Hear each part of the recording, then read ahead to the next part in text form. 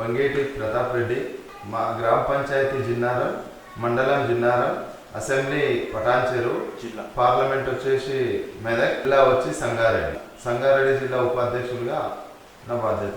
మాది వచ్చేసి గ్రామ పంచాయతీ కనుక స్థానికంగా ఉన్న సమస్యల మీద రాజకీయ పార్టీల నేను 2000 సంవత్సరంలో బీజేపీలను చేరడం జరిగింది.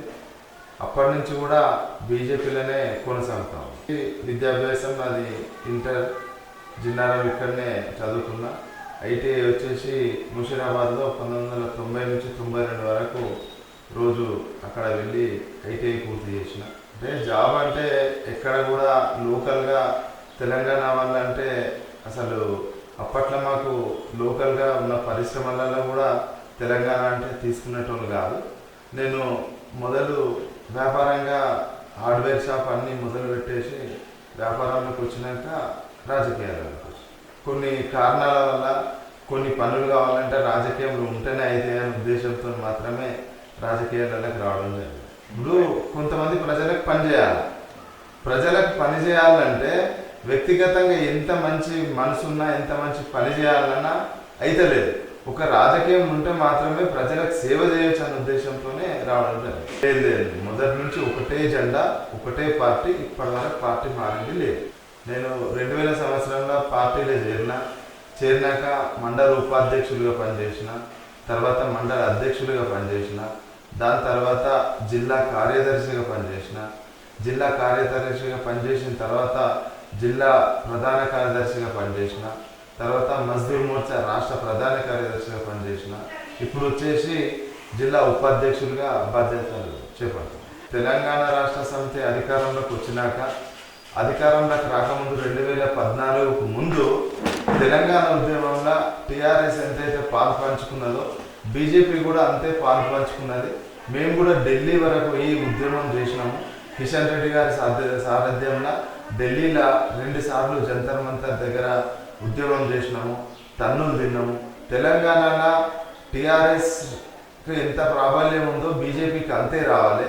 కానీ తెలంగాణ రాష్ట్ర సమితి ఒక ఉద్యమ పార్టీకి ఉండి కూడా రాజకీయ పార్టీగా అవతరించి వాళ్ళు మొత్తం తెలంగాణ మా సొత్తు అనేటట్టు వాళ్ళు పరిపాలన చేద్దామని ప్రయత్నం చేసిరు. 10 ఏళ్ళు కూడా అట్లనే పరిపాలన చేసిరు. ఎక్కడ కూడా ప్రజలకు దగ్గరగా పోలేదు. మేము ఉచితాలు ఇస్తాం, మీరు నిజంగా నిద్రపోయి పని చేసుకోకుండా బతుకుర్రి అని ఇలా తెలంగాణను 1,50,000 కోట్ల లాభం నుంచి 5-6 లక్షల కోట్ల అప్పుల వరకు తెచ్చిన ఘనత టీఆర్ఎస్ పార్టీదే. అది అందరు ప్రజలు చూస్తూనే ఉన్నారు. ప్రజలకు బాగా అర్థమైపోయింది. ఎందుకంటే వీళ్ళు తిండికి లేని కుటుంబం నుంచి, ఒక కారు లేని కుటుంబం నుంచి, అద్దె ఇంట్లో నుంచి వచ్చిన కేసీఆర్ కుటుంబం నుంచి ఇలా లక్షల కోట్లకు పడగలెత్తిరు 10 సంవత్సరాలంటే ఎంత అవినీతి జరిగిందో మనకు కళ్ళకు కట్టినట్టు కనిపిస్తుంది. కాబట్టి జనాలు టీఆర్ఎస్ని ఇంటికి పంపించారు. అట్లనే భారతీయ జనతా పార్టీని ఆశీర్వదించారు. ప్రతిపక్షకంగా ఉన్న కాంగ్రెస్ దీన్ని కొంచెం వాళ్ళకు అనుకూలంగా ప్రవర్తించి మేము కూడా ఉచితాలు ఎక్కువ ఇస్తాం, టీఆర్ఎస్ కన్నా మేము ఇంకా ఎక్కువిస్తామని అధికారంలోకి వచ్చి ఇలా నిద్రపోయే పరిస్థితులలో టీఆర్ఎస్ కన్నా అధ్వానమైన పరిస్థితి ఇలా కాంగ్రెస్ పరిపాలన కనిపిస్తుంది. అంటే టీఆర్ఎస్ పరిపాలన చేసినప్పుడు ఏదైతే ముఖ్యంగా ఒక 5 సంవత్సరాలు ఎక్కడ కూడా ప్రజలకు ఇబ్బంది కలిగినట్టు అనిపించలేదు. ఒక రెండోసారి అధికారంలోకి రాగానే భూములు తీసుకోవడం, ప్రజల దగ్గర అది అమ్ముకోవడం. మా గ్రామ పంచాయతీకి సంబంధించి 1వ సర్వే నంబర్లో 400 ఎకరాలను ప్రభుత్వం తీసుకొని ఒక 50 ఎకరాల వరకు ఒక పరిశ్రమకి ఇచ్చారు. దాని తర్వాత 150 ఎకరాలు హెచ్ఎండిఏకి ఇచ్చి స్థానికంగా ఉన్న మైపాల్ రెడ్డి గారు ఏదైతే ఎమ్మెల్యే గారు ఉన్నారో వారి ఆధ్వర్యంలో జనాల దగ్గరికి వెళ్ళి తీసుకొని మీకు ఎకరాకు 600 గజాలు ఇస్తామని చెప్పేసి తీసుకొని ఎక్కడ కూడా గజం చూపించలేదు. ఆ పొలాలు మొత్తం ప్రభుత్వం చేతులకు వెళ్ళిపోయినాయి. ఎక్కడ కూడా రైతులకు న్యాయం జరిగింది లేదు. అంతకుముందు రైతు బంధు వస్తుండే, సంవత్సరానికి 6,000 రైతు బంధు వస్తుండే. వ్యవసాయం చేసిన వాళ్ళు పండించుకుంటుండే, పండించుకున్న వాళ్ళకు కూడా 6,000 రూపాయలు వస్తుండే. కానీ ఈ ప్రభుత్వం ఏదైతే తీసుకున్నాక రైతులు బాగా నష్టపోయారు. మా గ్రామ పంచాయతీలో కానీ మా కాన్స్టిట్యున్సీలో కూడా చాలా గ్రామాలలో కూడా ఈ ప్రభుత్వ పొలాలు తీసుకొని అమ్ముకోవడానికి ప్రయత్నం చేసినప్పుడు అక్కడ బాగా వైఫల్యం చెందింది టీఆర్ఎస్ ప్రభుత్వం. కనుకనే ప్రజలు తిప్పికొట్టారు. పటాన్చెరు పారిశ్రామిక ప్రాంతం కనుక ఇక్కడ అనేకమైన లొసుగులు ఉంటాయి. ఎందుకంటే లాభాన్ని పట్టాలుగా మార్చి అనేక మంది నాయకులు కొన్ని వందల కోట్లు సంపాదించిన పరిస్థితి ఉంది. ఈ హైడ్రా వచ్చినాక ఒకరొకరు గుట్టు బయట పడతా ఉంది. కుంటలు కానీ చెరువులు కానీ మొత్తం కబ్జాలు చేసి రియల్ ఎస్టేట్గా మార్చి చాలా మంది కుటుంబాలను రోడ్డు పాలు చేసిన ఘనత టీఆర్ఎస్ ప్రభుత్వానికి. మేము చాలా ప్రభుత్వానికి వ్యతిరేకంగా కార్యక్రమాలు చేసినాం.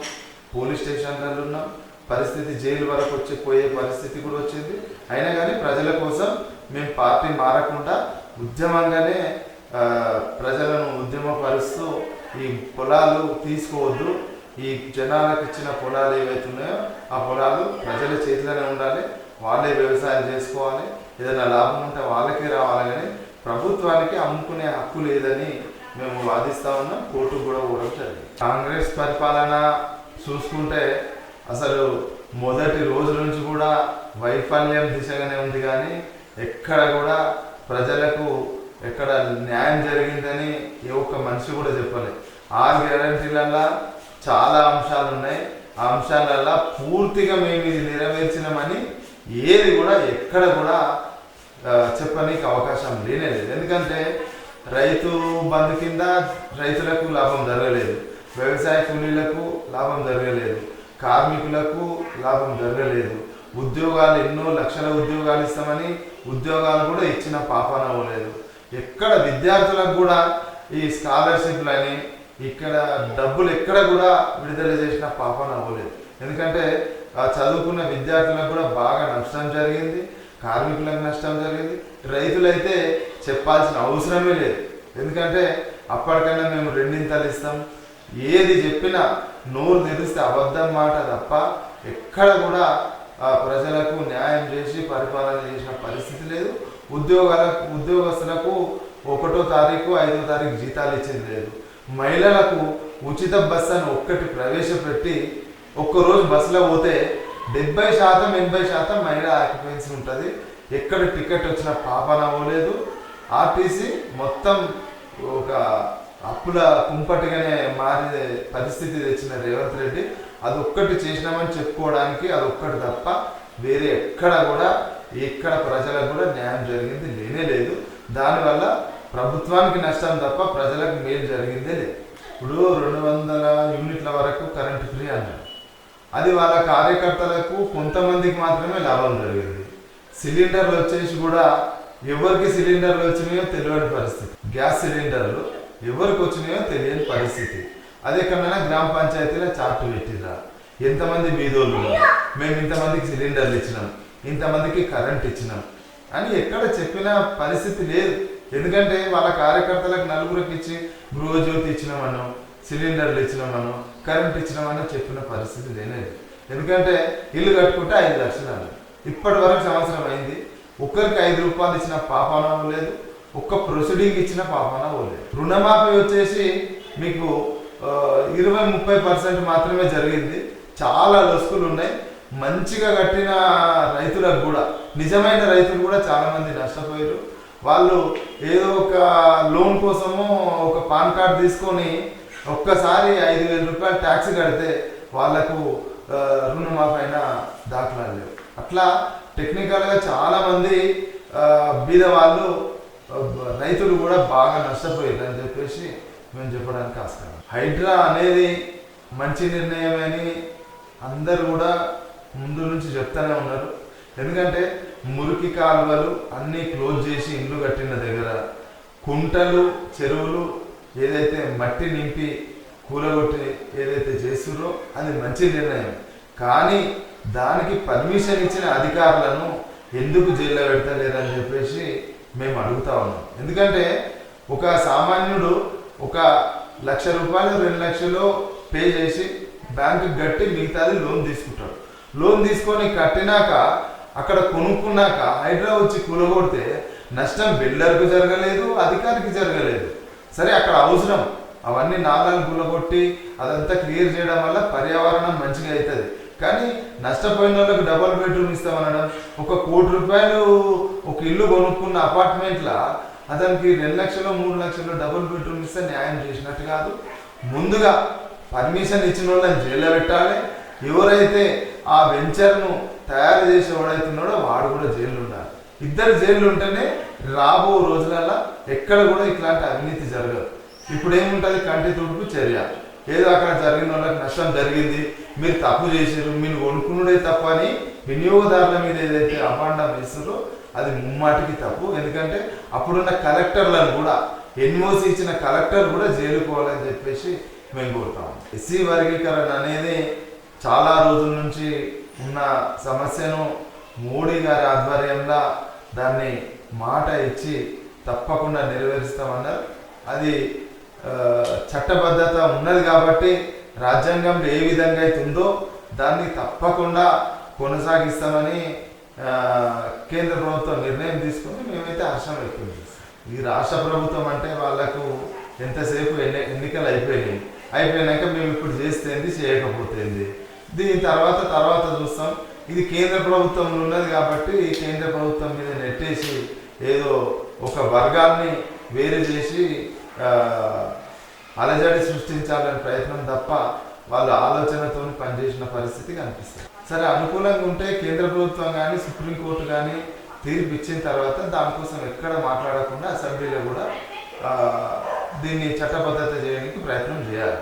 అది ఎక్కడ అడుగు ముందుకేస్తలేరంటే ఇది ఏదో ఒక కోణంతో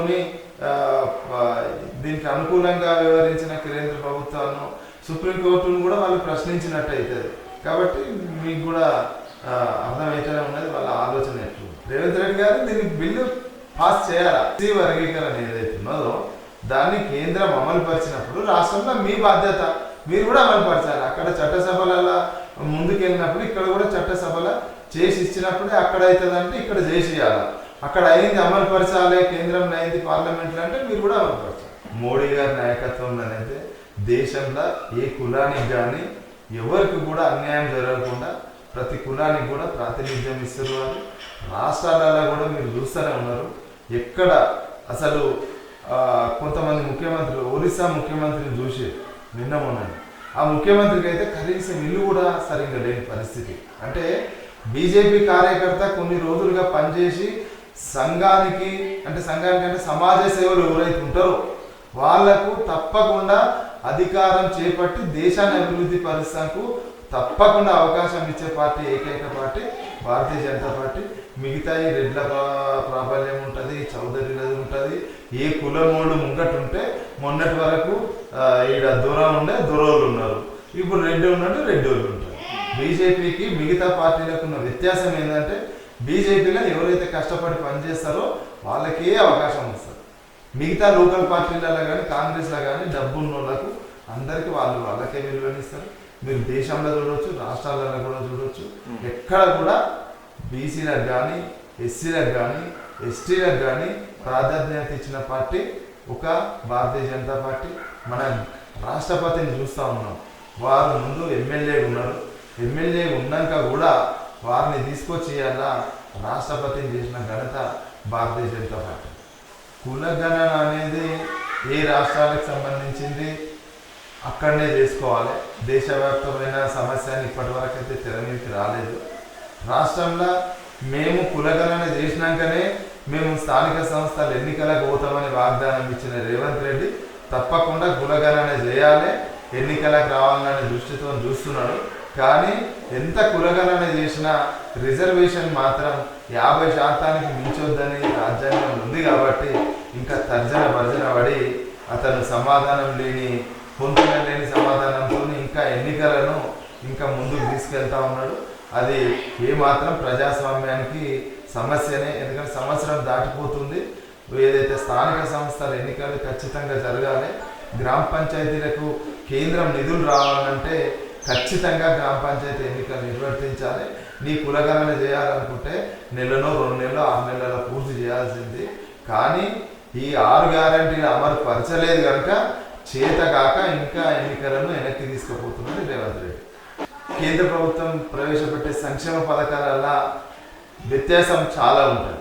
ఎందుకంటే కేంద్ర ప్రభుత్వం ఇవాళ ఒక 10,000 రూపాయలు కూరగాయలు అమ్ముకున్నటోళ్ళకి ఇస్తే ఆ 10,000 రూపాయలు మళ్ళీ తిరిగి కట్టించుకొని 10,000 నుంచి 50,000, 50,000 నుంచి 1,00,000, 1,00,000 నుంచి 10 లక్షలు రుణాన్ని అభివృద్ధి చెందిన కొద్దీ మీరు వాడుకోండి, బ్యాంకులను రుణం తీసుకొని మళ్ళీ చెల్లించాలనే పరిస్థితి కేంద్ర ప్రభుత్వం ఉంటుంది. ఈ రాష్ట్ర ప్రభుత్వాలు ఎట్లున్నాయంటే మీరు 50,000 తీసుకోరి, పుణ్యానికి బతుకుర్రి, మీరు కట్టకున్నా సరే మాకే ఓటేయరు అనే పరిస్థితులు ఉన్నాయి. కాబట్టి దివాలా కోరుతనంతో రాష్ట్ర ప్రభుత్వాలు పనిచేస్తూ ఉన్నాయి. లోకల్ పార్టీలు ఉన్న ప్రతి దగ్గర చూడండి, దక్షిణ భారతదేశంలో తమిళనాడు కావచ్చు, ఆంధ్రప్రదేశ్ కావచ్చు, కేరళ కావచ్చు, కర్ణాటక కావచ్చు, ఈవెన్ తెలంగాణ కావచ్చు, ఎక్కడ కూడా డబ్బు ప్రాబల్యంతో ఉచితాలతో అధికారంలోకి వచ్చి కొన్ని రోజులు మాత్రమే దివాలా తీసి ఇంకొక లోకల్ పార్టీ ఇంకో డబ్బు ఖర్చు పెట్టి గెలుస్తున్నారు తప్ప సంక్షేమ పథకాలు అసలు. అదే మోడీ గారు ప్రవేశపెట్టిన సంక్షేమ పథకాలు అనేకం ఉన్నాయి. ఇలా ఆరోగ్య పరిస్థితి చూసుకున్నట్టయితే ఆయుష్మాన్ భారత్ కొన్ని కోట్ల మందికి అది ఒక వరంలాగా మారింది. దాన్ని కేసీఆర్ ప్రభుత్వం ఉన్నన్ని రోజులు దాన్ని ఇంప్లిమెంట్ చేయక, ఎక్కడ కూడా అవకాశం కల్పించక ఈ పథకాన్ని పక్కదో పట్టించిండు. దాని తర్వాత కేంద్రమే స్వయంగా కలెక్టర్లకు చెప్పి ఈ ఆయుష్మాన్ భారత్ను అమలు పరుస్తూ ఉన్నారు. దాన్ని కూడా రాష్ట్ర ప్రభుత్వం పూర్తి స్థాయిలో వినియోగించుకోవాలి. ఇప్పుడు డబుల్ బెడ్రూమ్ ఏదైతే కేసీఆర్ నిర్మించిండో దానికి బీదోళ్ళకి ఇల్లు కట్టుకుంటే గ్రామ స్థాయిలో 1,50,000 రూపాయలు, పట్టణ స్థాయిలో 1,80,000 రూపాయలు కేంద్రం సాయం అందించిన ఎక్కడ కూడా కేంద్రానికి పేరు వచ్చేటట్టు చేయలేదు. ఎందుకంటే ఒక బీదోడు ఇల్లు కట్టుకుంటే ఆ ఇంటికి స్వయంగా డబ్బులు ఇస్తే 1,50,000 రూపాయలు గ్రామాలలో వస్తుండే. కానీ డబుల్ బెడ్రూమ్ పేరుతోని వాళ్ళ కార్యకర్తలకు, కాంట్రాక్టర్లకు దోషి పెడతానికి ఒక ఇల్లు కూడా కట్టకుండా డబుల్ బెడ్రూమ్ కడితే డబుల్ బెడ్రూమ్ పరిస్థితి ఎట్లయిందో మనం చూసినాం. దానికి పూర్తిగా జనాలు వ్యతిరేకంగా ఉన్నారు. నిజంగా ఒక గరీబోనికి 1,50,000 రూపాయలు కేంద్రం ఇస్తే, 1,50,000 రూపాయలు రాష్ట్ర ప్రభుత్వం ఇస్తే, అతను ఒక 2 లక్షలు వేసుకుంటే 5 లక్షలలో అతను ఉండడానికి 2 గదులు తప్పకుండా సరిపోతాయి ఉన్నోళ్ళకి. కానీ ఈ పథకాన్ని మొత్తం తప్పుదో పట్టించి ఎంత స్కామ్ చేసారో మీకు కూడా తెలుసు. డబుల్ బెడ్రూమ్లలో సంక్షేమ పథకాలు అంటే ఆరోగ్యం కోసం ఆయుష్మాన్ భారత్ కావచ్చు, ఇల్లు కట్టుకుంటే అంబేద్కర్ ఆవాస్ యోజన కావచ్చు, ఇట్లా చెప్పుకుంటూ పోతుంటే కొన్ని వందల స్కీమ్లు ఉన్నాయి. ప్రతి ఒక్కరికి కూరగాయలు అమ్ముకునేటోళ్ళు మొదలు పెడితే ఒక పెద్ద వ్యాపారం చేస్తున్నా నేనన్నా ఇవాళ వితౌట్ షూరిటీ కింద కొన్ని కోట్ల రూపాయలు కూడా ఇచ్చిన ఘనత మోడీ గారికి ఉన్నది. గతంలో ఓన్లీ పెద్ద పెద్ద భూస్వాములకు, పెద్ద పెద్ద వ్యాపారస్తులకు మాత్రమే లోన్లు ఇచ్చి నడిపించారు. కానీ మోడీ గారు వచ్చినాక కింది స్థాయి నుంచి కూడా ఇలా అనేకమైన చేతి వృత్తి వాళ్ళకు కూడా చాలా మందికి ముద్రా లోన్లు ఇచ్చి ఇలా వారు ఏదైతే బ్రాండ్ ఉందో మోడీ గారు ఈ ముద్రా లోన్లు కొన్ని కోట్ల రూపాయల ముద్రా లోన్లు ఇచ్చారు. కొన్ని కోట్ల మంది కూడా ఇలా దాంతో లబ్ధి పొందిరు. విశ్వకర్మ యోజన కింద కూడా చాలా మందికి వృత్తి పని ఎవరైతున్నారో అందరికీ కూడా 20,000, 50,000, 1,00,000 వరకు కూడా లోన్లు ఇవ్వడానికి అదేదైతుందో స్కీమ్ దాన్ని కూడా ఇంప్లిమెంటేషన్ స్వయంగా మీ సేవలలో అప్లై చేయించి ఇవన్నీ. ఎందుకంటే ఇవి ఉచితాలు కావు కనుక ప్రజలలో మళ్ళా కట్టాలా అనే పరిస్థితి ఉంది. ఎందుకంటే రుణం తీసుకొని ఎగవేయకుండా 10 రూపాయలైనా మళ్ళీ చెల్లించినట్టయితే మాత్రమే అది దేశానికి లాభం. లోకల్ పార్టీలు ఏవైతున్నాయో నువ్వు తీసుకో, మళ్ళీ ఓటు మాత్రం మాకే, ఒక 2, 3, 4 లక్షలు ఇస్తారు. అదే మోడీ కేంద్ర ప్రభుత్వం కానీ బీజేపీ 10,000 అయినా సరే గరీబులు తీసుకోరు, మళ్ళీ చెల్లించుర్రి, మళ్ళీ దానివల్ల మీరు లాభం పొందుర్రి, దేశానికి లాభం చేయదనే నినాదం బీజేపీ. గో సంరక్షణ అంటే ప్రతి ఇంటికి ఒక గోవు ఉండాలనే ఆలోచనతోనే బీజేపీ ఉంటుంది. మిగతా ప్రభుత్వాలు ఏవైతున్నాయో ఆ గోవులను పోయాలా, తింటే మాకేంది, అవి ఏమైతే మాకేంది అనే పరిస్థితిలో వాళ్ళు ఉంటారు. కాబట్టి గో సంరక్షణ చేయడం వల్లనే భారతదేశం ఇంకా 10 కాలాల పాటు పచ్చగా ఉంటుంది. దాన్ని వాడుకోవాలి, దాని ఎరువులు కానీ అవన్నీ ఇలా మీరు చూస్తూ ఉన్నారు. గతంలో చూస్తే ఫర్టిలైజర్తో ఎంతైతే పండించిరో దానికన్నా తక్కువ ఖర్చుతో పండిస్తేనే ఇలా అప్పుడు 10 క్వింటాళ్ళు అయ్యే బియ్యం ఇప్పుడు 5 క్వింటాళ్ళు అయినా కానీ ఇది 50 రూపాయల కిలో పోతే అది 200 రూపాయల కిలో పోయే పరిస్థితి. సేంద్రియం వ్యవసాయం చేయడం వల్ల ఎంత లాభం అనేది ఇవాళ వ్యవసాయ శాఖలో కూడా దాన్ని పొందుపరిచి కేంద్ర ప్రభుత్వ విధానాలు ఏవైతే వ్యవసాయ శాఖలు ప్రవేశపెడుతున్నారో ఇంకా రాబో రోజులలో చాలా కూడా సేంద్రియం వ్యవసాయం వస్తుంది. ప్రజల ఆరోగ్యాలు ఖరాబ్ కావద్దు, పాడు కావద్దు అనే ఉద్దేశంతో కేంద్ర ప్రభుత్వం చాలా రకాలుగా దాన్ని ప్రవేశపెడతాము. భారతదేశం అంటేనే ఇది ఒక దేవతలు విలిసిల్లిన దేశంగా కొనియాడతారు. ప్రపంచం మొత్తానికి తెలుసు రాముడు ఏంటో తెలుసు, శంకరుడు ఏంటో తెలుసు, విష్ణువు ఏంటో తెలుసు. ఈ భూమి మీద ఎక్కువ దేవతలు ఉన్నారంటేనే భారతదేశం. గొడవలు ఇక్కడ కావు, పక్క దేశాలలో చూస్తే పాకిస్తాన్లో చూసుకోవచ్చు, చైనాలో చూసుకోవచ్చు, ఇంకా పశ్చిమ దేశాలలో చూసుకున్నట్టయితే, అరబ్ దేశాలలో చూసుకున్నట్టయితే దినామొక కొట్లాట దేశాలు నాశనం అవుతున్నాయి. కానీ భారతదేశంలో అట్లా కాదు.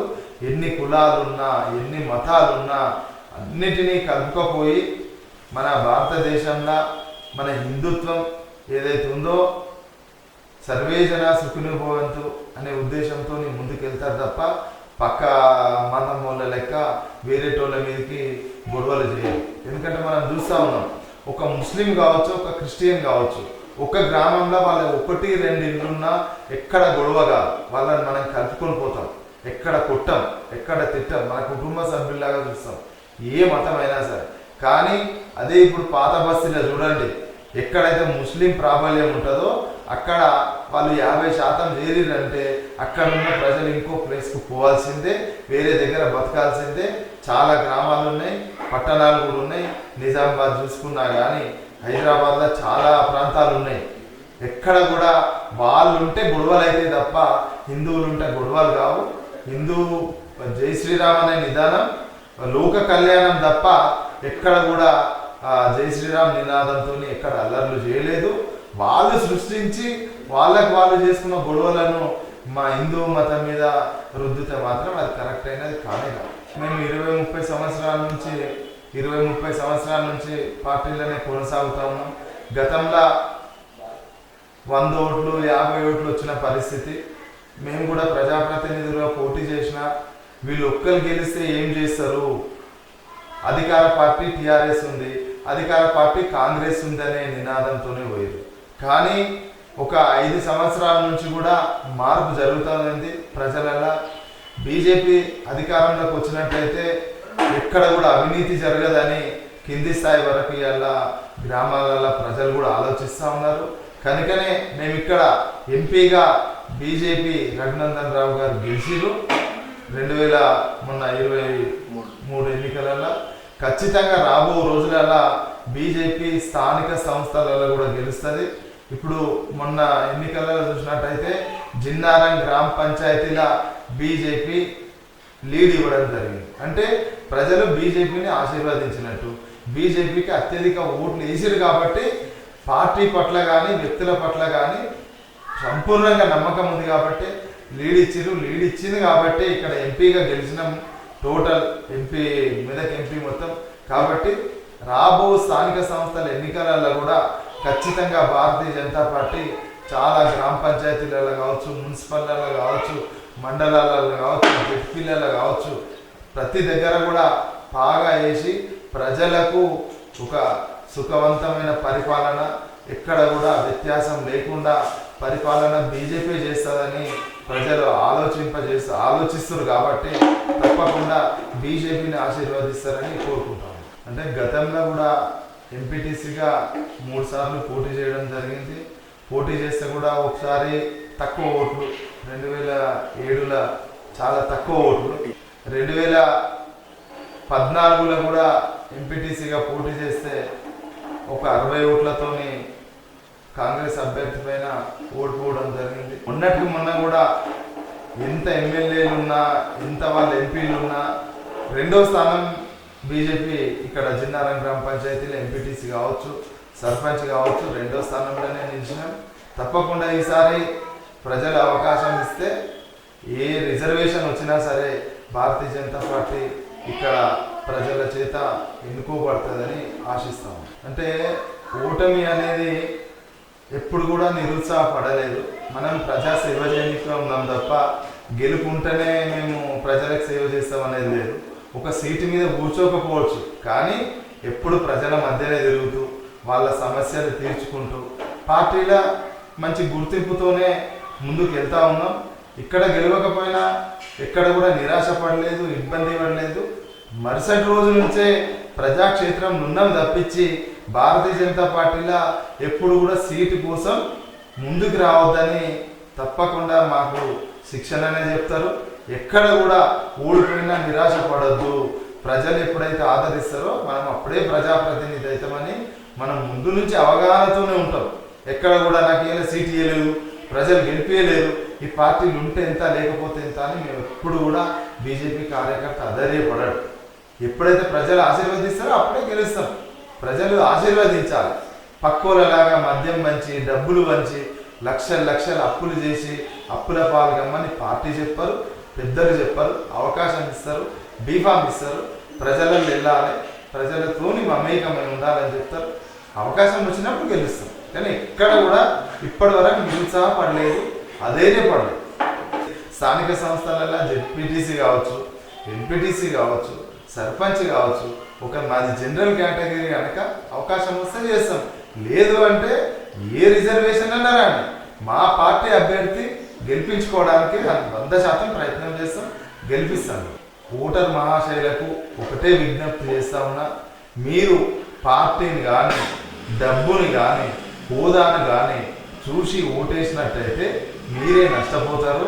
తప్పకుండా ఇవాళ భారతదేశంలో అవినీతి రహితంగా ఏ పార్టీ ఉంది, అవినీతి చేయకుండా ఏ పార్టీ పరిపాలిస్తుంది, దేశంలో ఏ పార్టీ పరిపాలిస్తుంది, రాష్ట్రంలో ఏ పార్టీ అధికారంలోకి వస్తే అవినీతి లేకుండా మన బతుకులు బాగుపడతాయి, ఉద్యోగస్తులకు ఉద్యోగాలు వస్తాయి, రైతులకు లాభం జరుగుతుంది, కార్మికులకు లాభం జరుగుతుంది అనే ఆలోచనతోని స్వచ్ఛందంగా ఓటేసినప్పుడు మాత్రమే అవినీతి రహిత ప్రజాస్వామ్య పరిపాలన వస్తుంది. కాబట్టి డబ్బుకు మద్యానికి ఎక్కడ కూడా మీరు ప్రలోభ పడకుండా ఏదైతే స్వచ్ఛందంగా అవినీతిమయంగా ఉంటారో నీతిమయంగా ఉంటారో వాళ్ళకు మాత్రమే నీతిమంతులకే ఓటేయాలి, నీతిమంతులని ఎన్నుకోవాలని చెప్పేసి మీ ద్వారా అభ్యర్థిస్తాం.